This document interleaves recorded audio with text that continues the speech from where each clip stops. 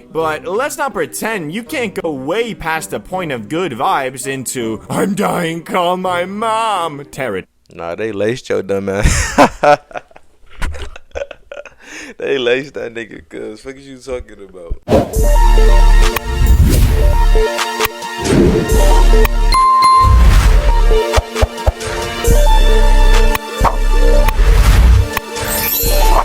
Yo, what it do, YouTube, man? I'm not want to waste time, so I'm get straight into it. You feel me? Now, today about to be reacting to weed myths that you still believe. Now, me personally, I ain't smoking about 4 or 5 months.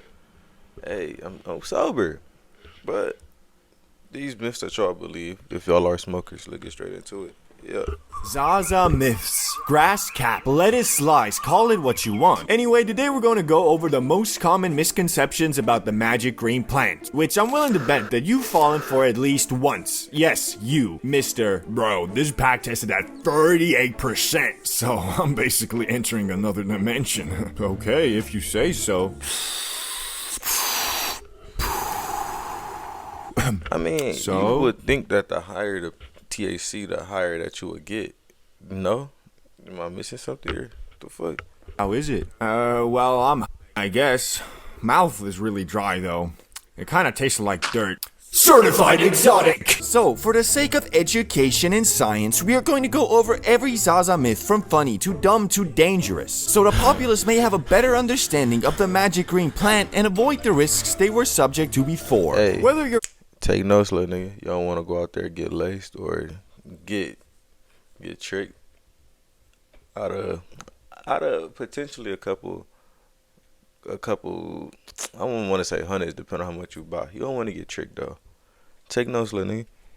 seasoned lettuce enjoyer or a rookie roller, these myths have been floating around since the dawn of the J, and even though people are a lot more informed these days, you'd be surprised at how many people still believe that higher THC percentage equals stronger high. This is probably the most common rookie mistake in the lettuce community. People walk into dispensaries like they're buying a protein shake. And what's the strongest thing you got? 35%? Give me that! Sure, percentage does play a role in how high you get. It's kind of the main character, but the number on the jar doesn't tell the whole story. You could place something labeled 33% and feel absolutely nothing but dry mouth and disappointment. Meanwhile, something with 17% might have you reconsidering your life choices mid-snack. Why? Because there's more to the plant than just a number. How it was. See, me personally, bro, I feel like it's more of a mind game than anything. You see the higher dosage of THC and something, so you gonna want to get that shit because you want to be on the moon. But the whole time he's saying that that's not the case. I ain't never really been to a how dispensary. fresh it is, what it smells like, all that matters. Some packs hit because they're balanced, not because they're built like a calculator. Also, quick reality check, those percentages is not always real. Growers know people chase high numbers, so they send the frostiest, most photogenic nug to the lab. They don't send the potentially dry, crusty stuff you actually get in the jar. So what you're really buying is lab-tested optimism. Think of it like this, choosing based on percentage is like choosing music based on how loud it is. Just because it's loud doesn't mean it's good. Then again, if you have a favorite song and you play it louder, it's gonna hit better, if you get what I'm saying. Usually, you want something that doesn't just blast you, you want something that actually feels right. So yeah, the number matters a little to the extent that a 6% pack is going to be mellow and anything between 15 to 25% is going to hit normal. But beyond that, it's just marketing. So don't let it trick you into thinking you're buying magic, otherwise you'll keep paying $60 for mid in a shiny bag. Which next one is something I believed in myself up until just a few months ago. Indica equals chill, equals energy. Nah. How is that not true? I purposely go for indica because I don't want to be bouncing off the walls. Not saying that weed has me bouncing off the walls. Like I said, it's all a mind thing, but let's see what he's talking about. Put you in the couch, bro. So get you creative and energized. Yeah, not exactly, at least anymore. That whole equals sleepies equals Zoom thing is Zaza astrology. It sounds deep until you realize it's mostly vibes and guesswork. Back in the day, Indica and sativa meant something botanically, like plant shape and how tall it grows. But now, after decades of crossbreeding, everything is basically a smoothie. You're not smoking a pure set. They having mixed baby weed plants. That's crazy. What? That's crazy. You're smoking some hybrid mutant with 6 parents and a confusing childhood. You might get an that makes you vacuum your room at 3 a.m. or but it has you melted into the couch watching YouTube documentaries about ants. It's not about the label, it's about how your brain reacts to whatever is actually in the flour. Which is exactly where today's sponsor, 5C 10 milligram high. And finally, my favorite, chill, me and delicious flavor for that taking those activities, but if y'all do, hey, fuck with them. Flavor is for free. You can get 51. Go to the pin comment. Lemon Blaster you buy in LA might be a completely different plant than the Lemon Blaster from your guy in Detroit, but they both swear it's sativa because the bag is yellow and has lightning bolts on it. To be fair though, you do have a higher probability of getting a chiller vibe within self-incriminate, but I used to get motherfuckers like that, I swear to God. It's like motherfuckers want the flashy look. They more so paying for the appearance of the weed than the actual high that they gonna get off of it. Don't let that go over your head. Yes, sir. And more of an active vibe with sativa, just that it's not always the case, and a lot of times an indica strain can make you just as productive as with sativa. A lot of it is also just in your head. Like, if you're a daily smoker and smoke sativa during the day and indica at night, you're gonna feel like you're more productive with sativa, because every time you use it, you actually plan on doing stuff, compared to indica where you plan on, well, just hanging around. But this next one might be the most dangerous misconception out of them all, and that is, you can't overdose on grass. Ah yes, you can't overdose on no damn weed. I mean, you can green out. You can overdose on weed. Please show me. Please show me a situation where that has happened.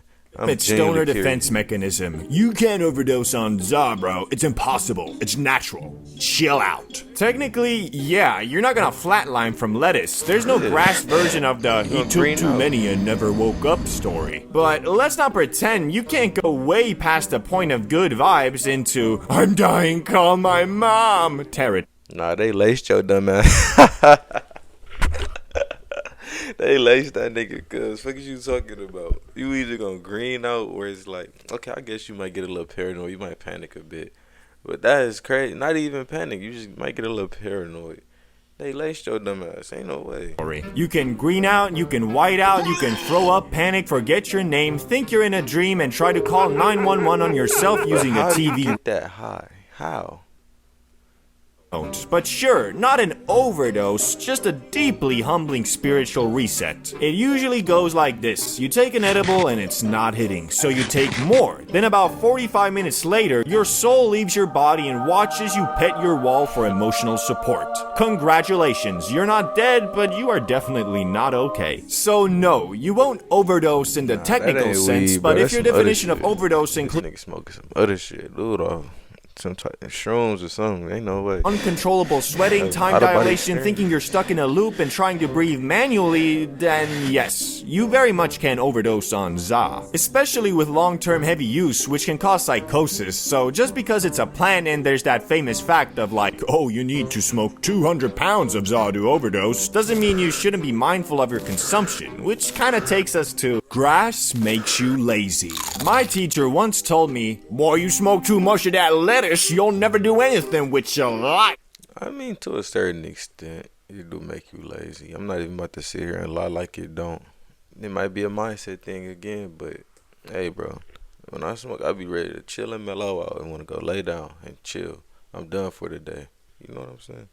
Meanwhile, there are programmers, artists, chefs, and athletes out here doing their taxes while baked off their mind on something called Purple Monkey Dirt Nugs. Let's be clear, za doesn't make you lazy, you make you lazy. Grass just lowers the volume on your internal monologue enough for you to enjoy doing nothing. If you were already a couch potato before, sure, lettuce might just butter you up and serve you to the couch gods. But some people take a hit and immediately get the sudden urge to deep clean their bathroom or organize their sock drawer by emotion. I be trying to enjoy my high. You can't. I feel like you can't enjoy your high if you doing all that cleaning and shit. That's why I knocked out all my chores before I smoke. When I used to, I don't do that no more. Eventually, I might start. Who knows? Who knows where the road might take me? But yeah, bro. Trauma. The truth is, how you react depends on your brain, your tolerance, and whether you just hit something calming or smoked a strain called Nightmare Jetpack. Also, not all laziness is bad. Sometimes the reason people seem lazy after smoking is because their brain finally isn't on fire and they're just chilling for the first time in days. That's not laziness. that's peace, baby. So no, straw doesn't make you lazy. Being a human in late-stage capitalism does. Grass might just make it more comfortable to stop pretending you're okay with it. It's just a plant, so it's always safe. This one's popular with people who think putting a leaf emoji next to anything instantly makes it healthy. Bro, it's natural. It's from the earth. You can't get hurt by something nature made. Okay, cool. So are poison ivy, nightshade, and grizzly bears. Nature doesn't care about your vibes. Nature is not your plug. Yes, lettuce is a plant. So is hemlock. So is ayahuasca. That doesn't mean you should roll it up and smoke it every morning like it's a spiritual multivitamin. Yeah, and I feel like that's why I had to slow down, because simple fact, I felt myself getting back to my old ways. And it's like, it wasn't even more so of a financial hit aspect. It was more so of a personality hit. I feel like I could be doing way better in life. And I honestly feel like smoking is for people that made it or somewhat made it. You know what I'm saying? In their aspect of making it.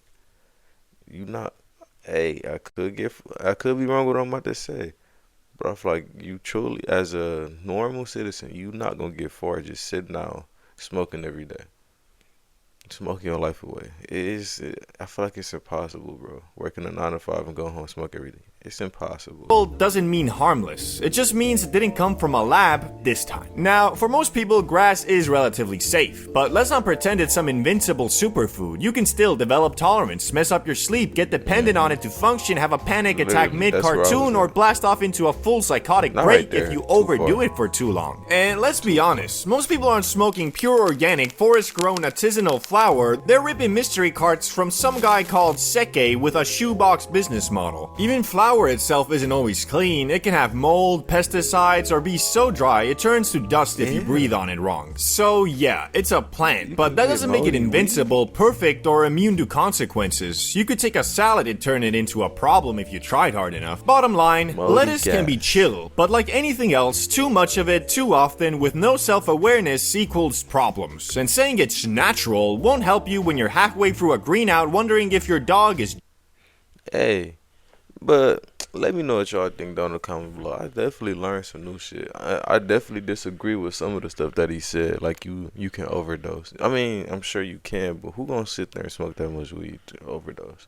I don't really see a lot of overdose cases off weed. I see that off like drugs and whatnot. A lot of drinking and driving accidents. But no, let me know what y'all think down in the comments below. Did y'all learn something new? Let me know what y'all learned. And I'm gonna catch you niggas in the next one. Yes, sir. Yeah.